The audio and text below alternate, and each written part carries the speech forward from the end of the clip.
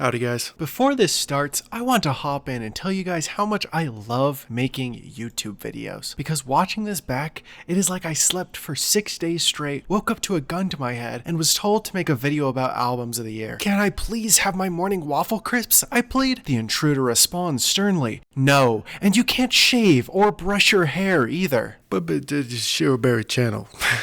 Yeah, I think I hit the nail on the head. I want to say I took a hiatus, but I really didn't. I've just not been working on videos, so it feels like I'm like new to this all over again. It's a little awkward, I'll say that. But like I do every year, we are doing top albums of the year. Now usually this is where I'm like, oh, best year for video game music of all time. Here's how it compares to the year before. This year for music, I didn't really listen to a lot. I really didn't. I want to say that it's not like this year wasn't as good as the past ones, but there are a couple, enough to fill up a list of albums that I love. But then also you look at like Anthony Fantano's albums of the year, and his favorite album of the year is like actually terrible. So it's like, how good could this year really be if Hell Mode won album of the year? Enough small talk. Let's just hop into this list here. Number 10 was Hard Fought. There was a lot that I wanted at number 10, but it ended up with Slater's Starfucker. This is an album, a pop album that just like so quintessential. If you ask someone to make an album about every single female pop artist of the last 2 decades, maybe even 3, I feel like this is what would come out of that. I think it's kind of obvious how much inspiration Slater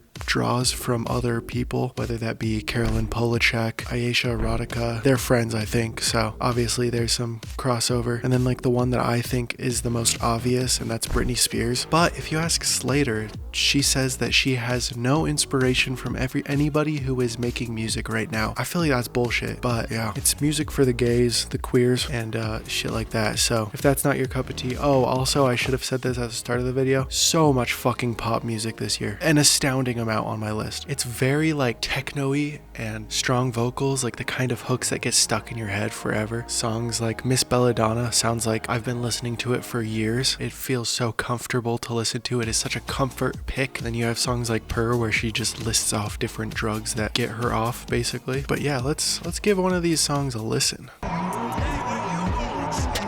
Silicone on my tits, pay big money looking like this. Go. Brand new tits, give me a little injection. Everywhere that I go, bitches asking if it's all silicone. I'm always stopping the show. I look good, bitch, I know. Baby, I'm plastic. Next on the list is a hometown hero. And when I say that, you might think, oh, someone from Utah. Absolutely not. I don't know why I said that. It's 100 gecs, 10,000 gecs, bang. A little bit when it dropped, a little bit of a disappointment, honestly. I'm just gonna flat out say it. It's fluctuated a lot since it came out for me on how much I like it. Right now it sits at a comfortable worst gecs release, but still good. It's still really good. Oh, one of my lights just went out. I don't think that's coming back on because it's plugged into my Switch. Fun fact for you. Okay.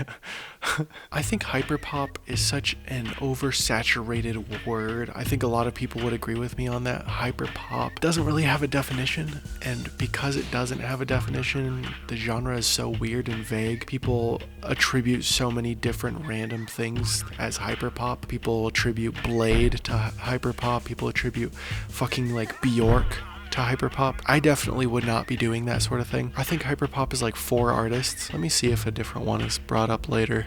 Yes, one of them is brought up later, so I won't say that one. But it's like 100 gecs, Frost Children, Food House, and this artist that I'll talk about a little bit later. But it's just sort of like silly, goofy, all over the place, mixing like every single genre into this weird, abrasive yet palatable pop album. That's the way I see it. 100 gecs loves to go silly with it, and that's what we fucking love about these people. It's just like songs that you love to listen to that feel like a huge dopamine kick every single time, but are almost a little bit too sugary. You think of stuff like Doritos and Fritos and it's like, this is a song. Frog on the Floor is another silly one, but it feels a lot more on brand and fun to listen to. It's kind of telling a story about the fun guy at the party is a frog. Most wanted person in the United States. And then Anthony Kiedis, Sucking on My Penis. That's like best line of the year, maybe. Something I love about this album is I feel like they do a lot more different voices on this album.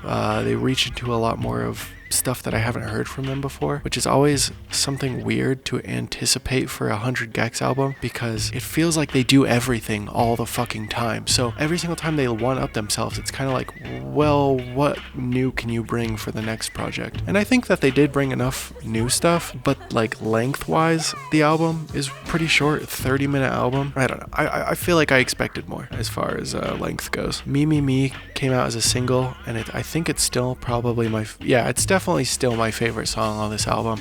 So we're gonna give that one a listen. You'll never really know, no, anything about me, me.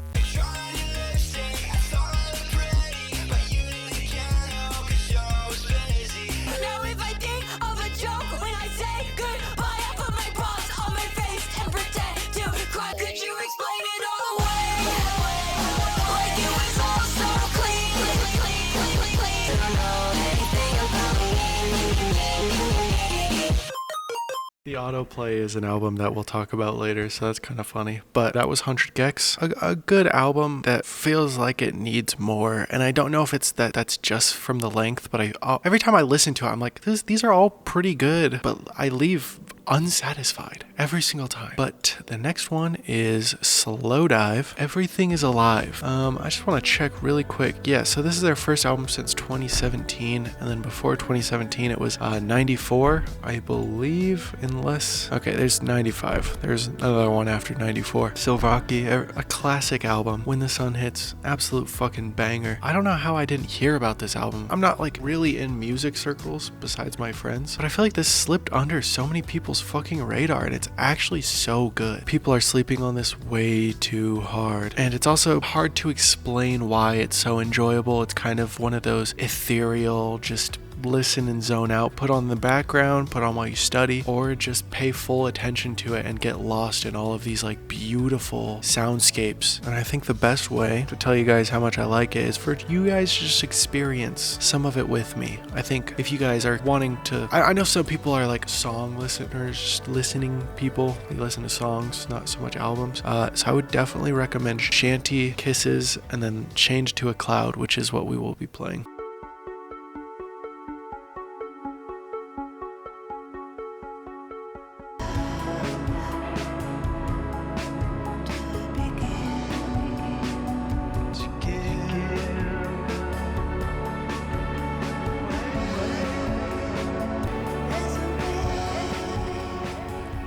Like the vocals being just such a part of the song, just so fucking good.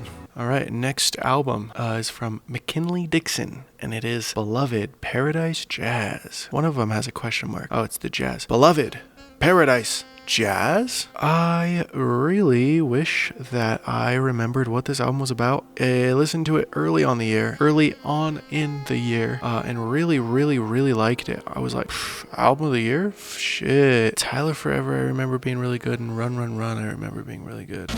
I'll make the devil mad dancing with you. All the angels looking jealous cause your halo was hoops. Hovering over your shoulders, wings usually is folded. I'm not used to extending them to tell you the truth.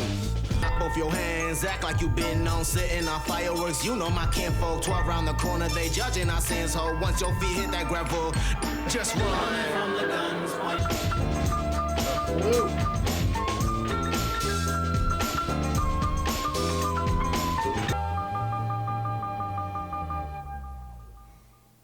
It's also one of those albums that you really want to listen to front to back. Like, this is a short album. This is 30 minutes. I know songs a lot longer, but yeah, I would definitely recommend just a full listen of this album. Run's good, but while listening to that, I'm like, you kind of need context, in my opinion. But yeah, very conceptual album. Good listen, whether you're looking for a story, whether you're looking for just some good rhymes, a fucking beat, some jazz rap.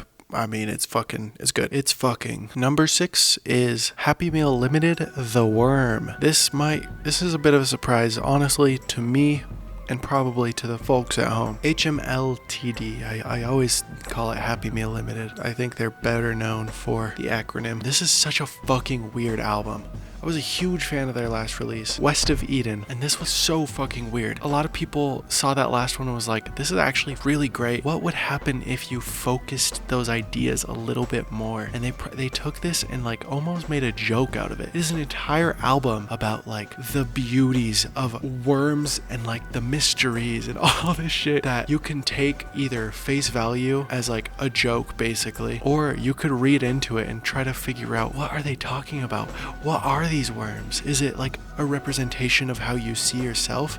And as you're thinking that, it says it to you. It says the worm is I, and then it's like, okay, obviously now it can't be true. What else could it be? Maybe it's a representation of the world, you know, like all this shit. It's very nice for me because I like digging into those, trying to figure out like deeper meanings for things like that. And constantly I feel like this album sabotages itself, not in a way that makes it seem like they don't know what they're doing, but in a way that they expect you to have these ideas and then they're like, you fucking idiot, this is a joke album basically. But it also could be a serious. It's so hard to tell. Here, I think I wrote down Past Life. Sinnerman's song has a whole like dramatic spoken word bit about a worm being cut in half and racing out into the world and digging itself into the ground. Just so fucking dramatic for no reason.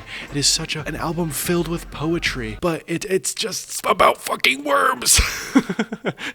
It is a great album. I think literally anybody can get something interesting out of this album, whether you just want to listen to the absurdity or try to dig into it like I did and just let your brain kind of turn to mush. We are going to listen to Wormlands.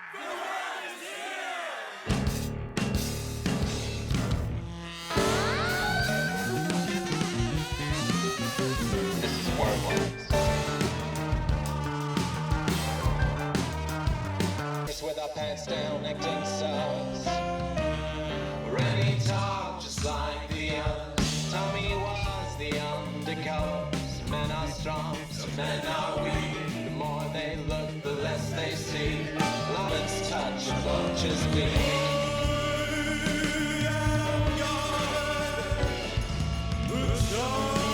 There I was amongst the worms. I watched them as they fucked each other in the mud. Oh, it felt I knew what I was and I cried. Why am I pink? Why am I blind? Why do I kill him? He knows too much. This is Wormlands!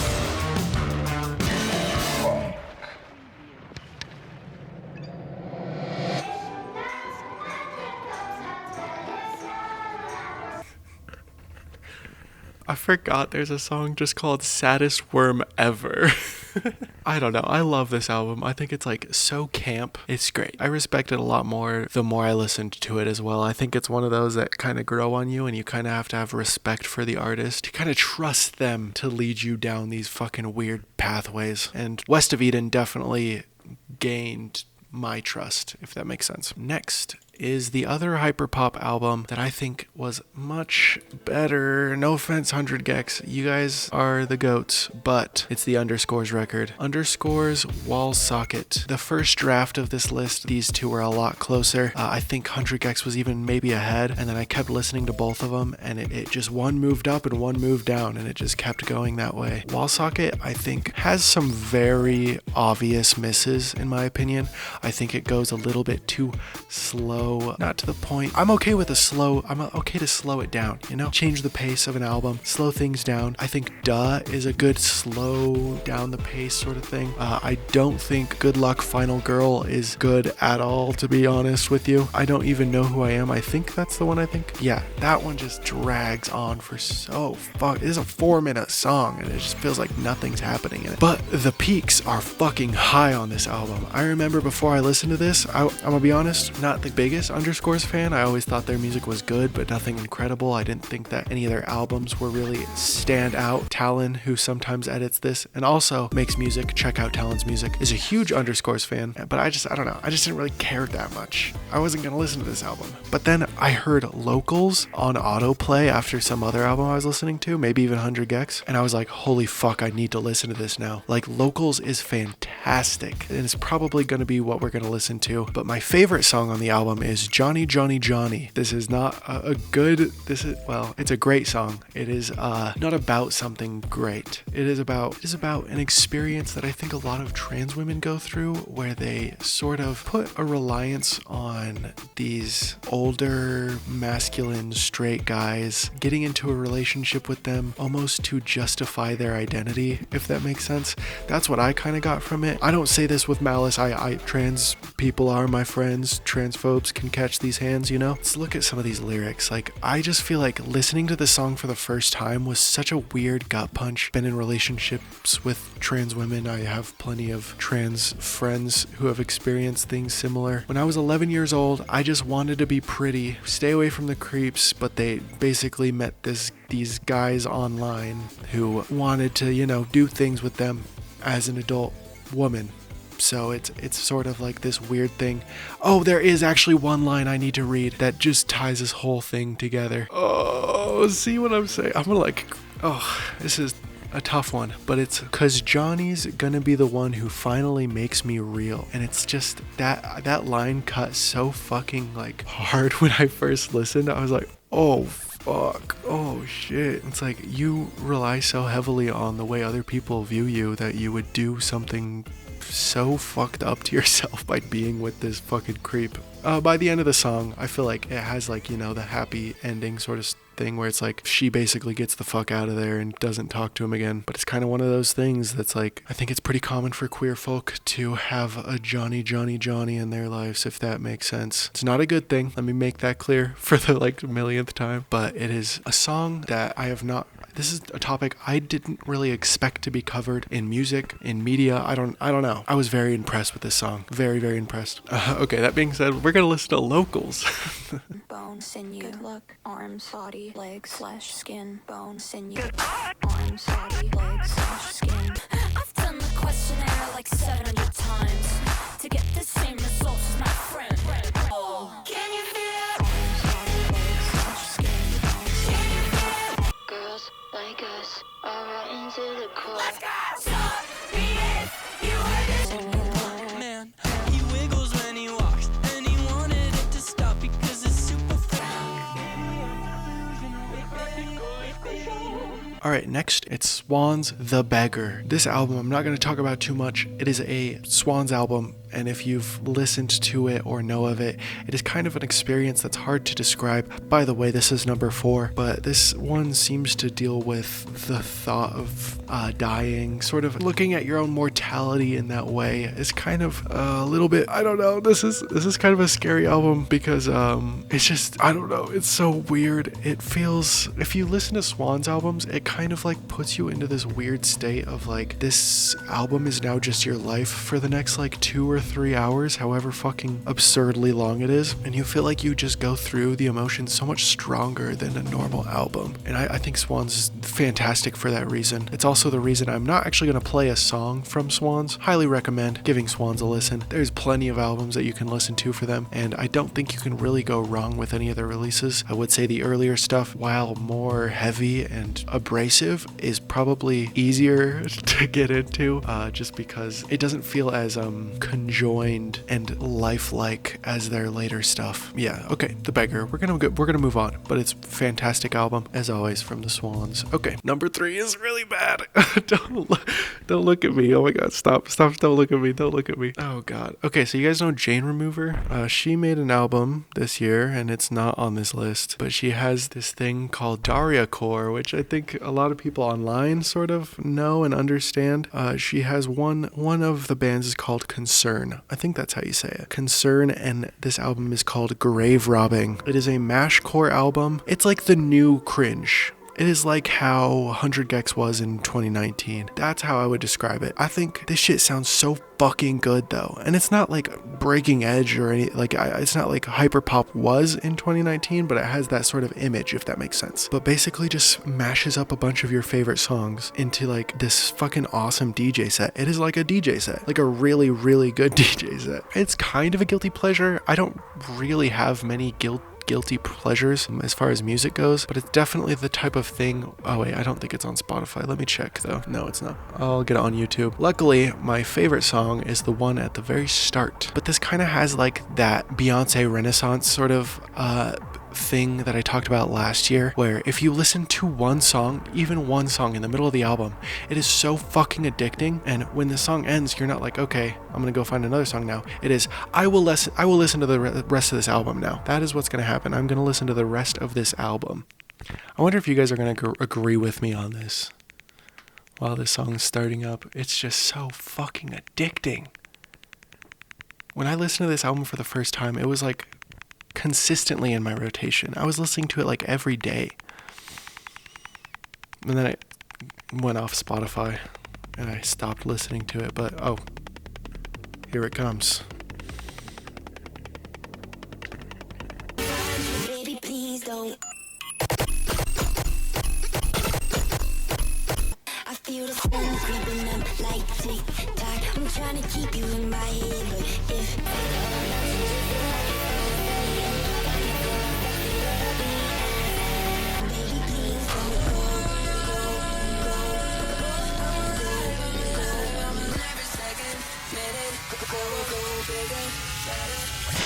I like my shit. Oh, I just paused it. Should we listen to Crush? OMG Crush Desire. Okay, I'm gonna play it for just a little bit. Just a little bit, just a little bit, just a little bit, just a little bit. This is what I'm saying, like you can't just listen to one. It just, it's crack for my brain.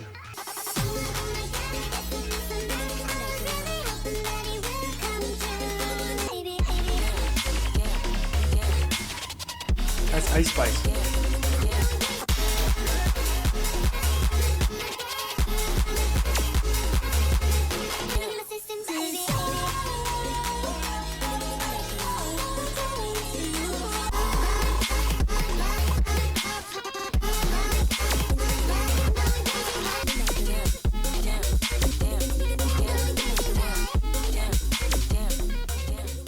Okay, I paused it.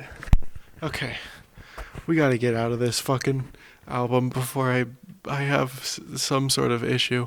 Okay, that was number 3 of the year, and I just want to say, top 2 was so hard to choose between. I switched top 2 every single time I edited my top 10. Top 2 was switching every single fucking time. I think they're pretty much tied, to be honest. I have kind of a stupid well, actually, no.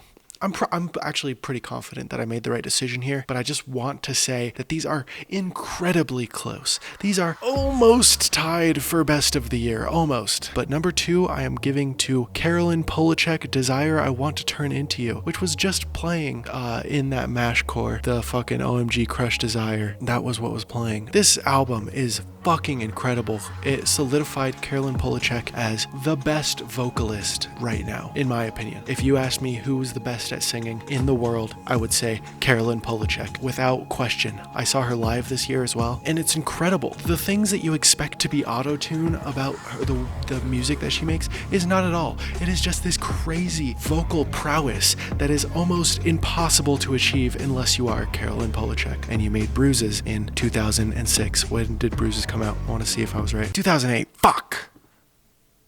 2 years off. Anyways, and I'm pretty sure this is the most listened to album that I had of the year. Amazing. Bunny is a Rider, when it came out way before this year, was my most listened to song of the year. I remember I listened to it like 40 times in one day or something crazy like that. Welcome to My Island is fucking incredible. I think so many of these songs are just so different from each other, yet fit into the same vibe and doesn't detract from each other at all. It is like a more consistent Ween album almost in that way. So many different genres, but tied together with that beautiful voice that I just love so much. My favorite song though is I Believe. There is one song on this album that has this clicking. It is so crazy that there's one fucking click sound that made this not my album of the year. Yeah. Yep, there it is. Hope Drunk Ever Asking, okay? You know, like when you need to change the batteries in your smoke detector? There's that sound in the song, and it is so fucking annoying to me. It makes me so mad to the point where it doesn't skip. It like, I not only skip the song, it also ruins my mood. You know what I'm saying? I don't know. Maybe that doesn't make sense. But not too far.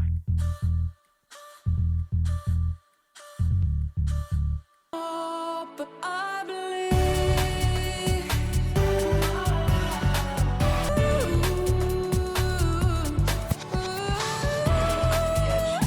Fall in love. Feel my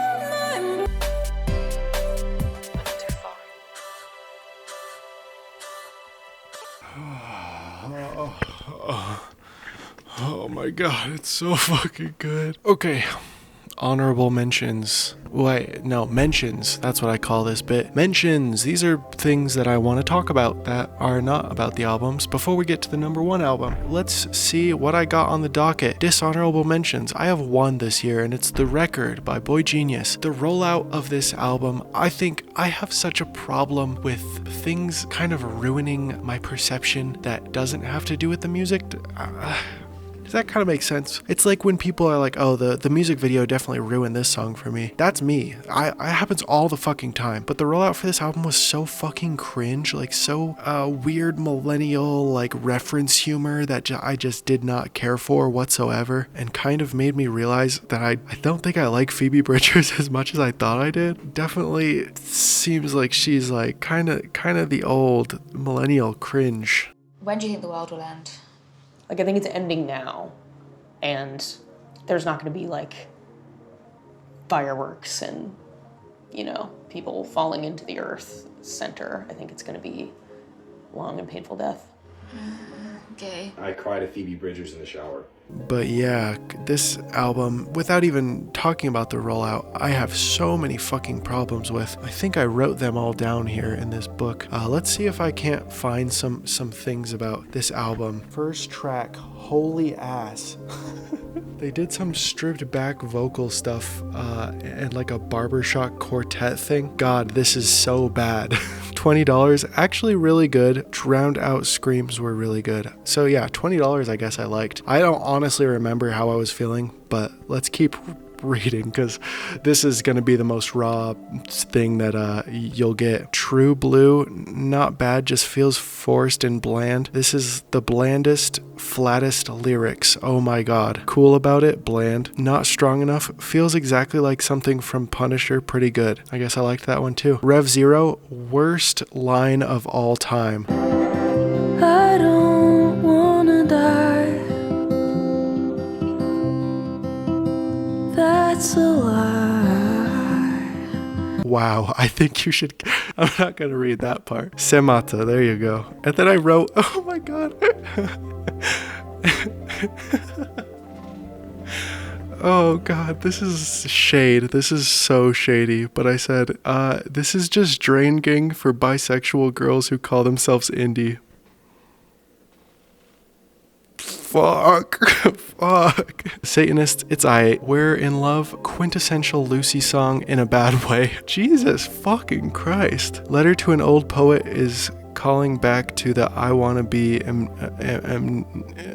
Emaciated song, Me and My Dog, which does remind me, I should probably mention that I actually really liked the EP from Boy Genius, and that's why this is on Dishonorable Mentions, because if you guys don't know, Dishonorable Mentions isn't the worst albums of the year. It is the albums I was disappointed by. Let's bring up the mood a little bit. What about Best Song That Interpolates Smash? That would be Serpent by Frost Children.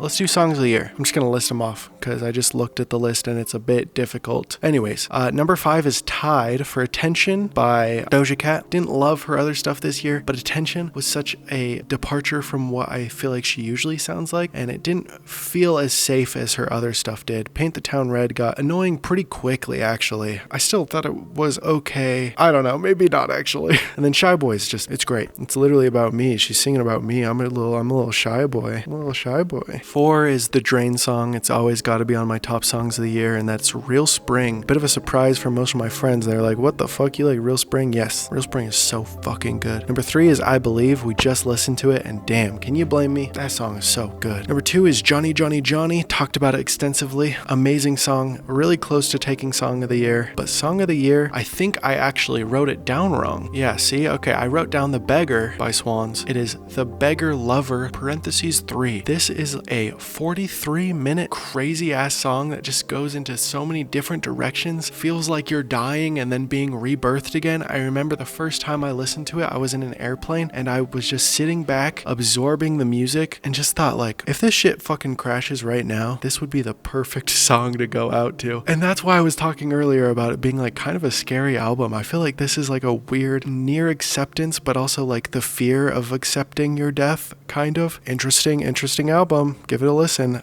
None of these are ones that I want to listen to. So, some of them are, but I'm not going to listen to Beggar. It's 43 minutes. Johnny Johnny Johnny, I don't want to listen to because it's kind of weird. We just listened to I Believe. Let's just move on. Honorable mentions. Like I said, number 10 spot was closely fought for. Both of the Frost Children albums that came out this year were pretty close. Paranol was nearly number 10, and then Jessie Ware in my first put together of this list was my number 10, and then I re-listened to both of them. I'm like, I think Slater slightly has the edge over Jessie Ware on this one. Shout out Jessie though. That jawline, god damn. Okay, on to the album of the year. It is Carly Rae Jepsen, The Loveliest Time. I had to make sure that it wasn't The Loneliest Time, which is my least favorite Carly Rae Jepsen album, but this one is very fucking good. I think it is her second best, second to Emotion. It's gonna be very hard to beat a perfect album, but this one does a fantastic job, and I think it's kind of one of those albums that over time I could see myself giving this a 10. It would be the first artist that I give 2 10 out of 10 albums to, but damn, it is so fucking good. So first of all, no skips. There's not a single song on here that I wouldn't listen to if listening to the entire album. Another thing that I think this one and Emotion kind of has in common is it fits so many moods. This is an album I think I could throw on for any occasion. Do I want to dance? Fuck yeah. I will listen to this album and I will fucking get crazy on the floor, you know what I'm saying? I mean, maybe not too crazy, but you could definitely dance to a lot of these songs. A chill background sort of thing? Absolutely. You need like a nice little fancy song. Maybe you're going out with someone and you need a little fanciness in the background. Boom. Car ride? Anything. It fits so many fucking situations. Something that I like about this album that might seem contradictory to a lot of the things I've said in the past and also in this video is her voice is so consistent on this album. It is such a whispery, calm, like kind of talking to you, but kind of like sing-songy, but it's just so nice and chill and relaxed and oh my god, kind of a little bit sexy even. You could probably sleep to this album too. Literally so much going on here. But like I was trying to listen and I was like, is there any parts where she goes a little bit crazy? She screams a little? No. She's so collected, and it's not that sort of thing where it feels like she's holding back, but instead she's so comfortable in this position, if that makes sense. Anyways, I know people don't stay very long once you've announced the album of the year, so let's just give Shy Boy here a listen. Pretty, drinking, so I say what I'm thinking. How come everybody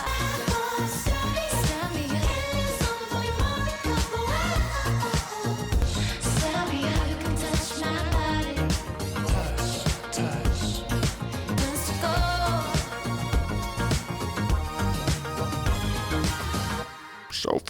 So fucking good. What I was trying to say during that song is that it builds up and then it drops into a whisper, and it doesn't feel like anticlimactic at all. It feels like that whisper holds so much passion and energy without having to scream or like get louder or have this crazy drop. It feels so great, so natural, so comfortable, fantastic. And like I was trying to say also at the start there, the production is kind of like this bouncy sort of chill thing that you can interpret in a lot of ways and use in a lot of ways, like her vocals on this album. Fantastic record. Love y'all. Bye.